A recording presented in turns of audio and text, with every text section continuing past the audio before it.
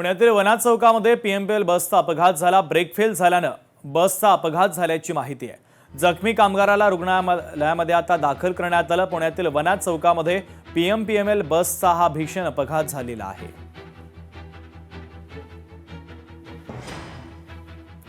भिवंडी वाडा रस्त्यावर वाहतूक कोंडी झाली। लोखंडी सळई घेऊन जाणाऱ्या ट्रकचा पाटा तुटल्यानं वाहतूक कोंडी झाली।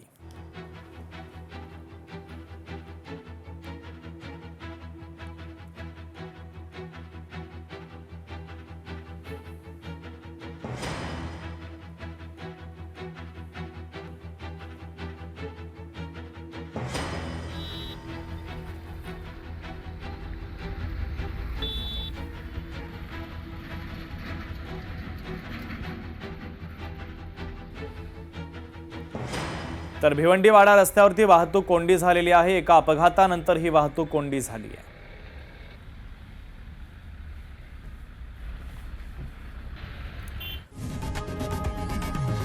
लोकशाही मराठी ऐका, पहा, जागरूक रहा।